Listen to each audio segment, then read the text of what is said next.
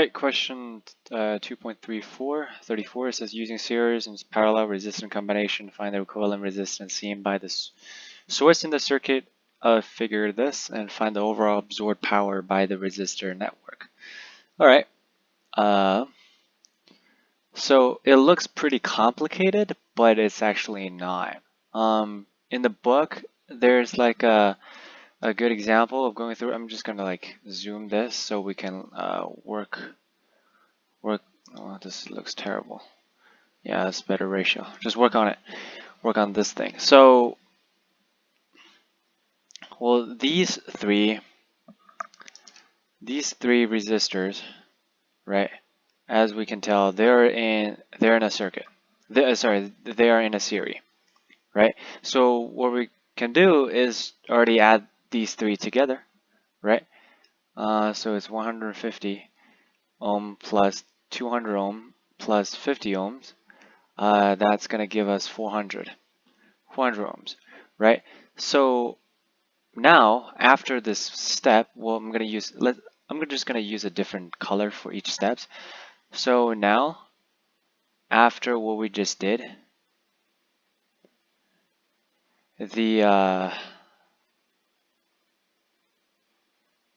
well, sorry, there's not a resistor over there. What we just did is add them all together and simplified it to a single resistor, right? Which is 400 that we got over here. And here's 400. And now these two, as you can tell, they're in parallel, right? So I'm going to use a different color, use a blue one. They are in parallel, right? This, and this. Let me just draw it from here.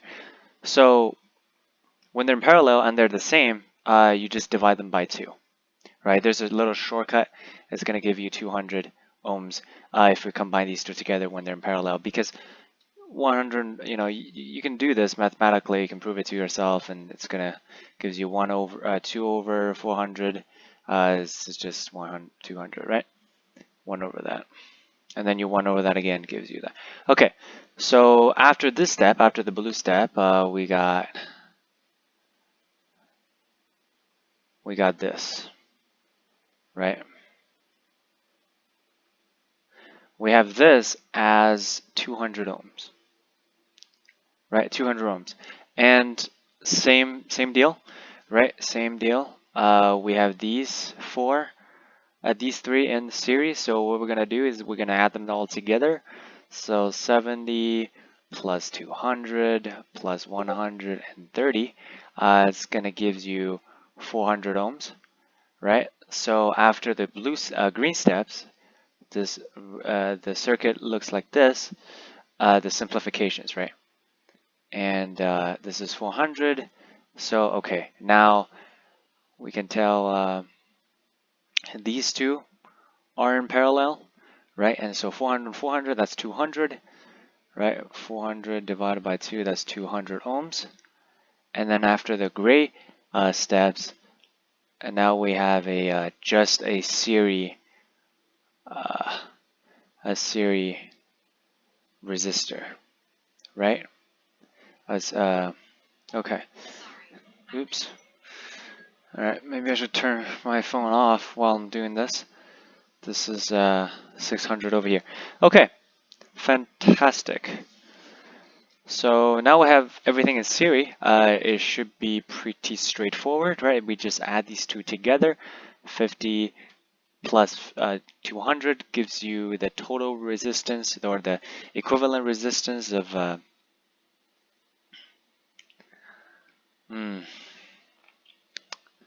what?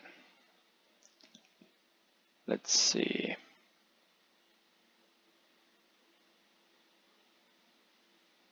Huh. That's very interesting. Okay.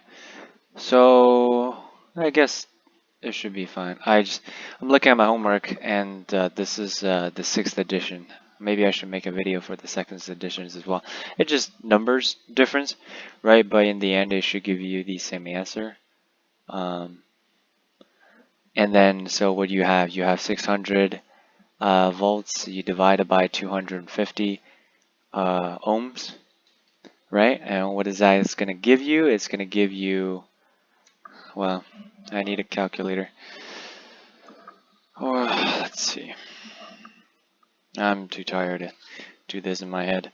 600 divided by 220. Okay, this is going to give you 2.4 current, right? It's going to give you the current. And now you have the current, you have the total resistance. What you're going to do is you say, remember this equation? Current square times R, right? You're going to say 2.4 current square times the total resistance, 250, right?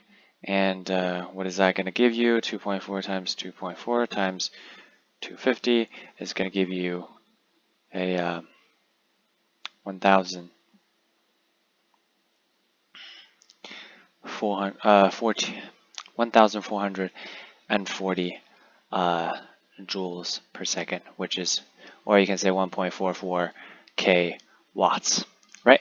And this is how you solve the this type of questions. So yeah, your professor will probably give you a question like this, but just don't panic. Work your way through. Always walk, like usually I suggest you work like farther away from the resistor. It's usually how the pattern goes. Like this one we work from the right and then we work our way to the left, right? It's series, parallel, series, parallel, series, and then we find using series we find the total resistance or equivalent resistance, use the voltage divided by that, and then we can find the total current, and then we use the current to solve everything, right?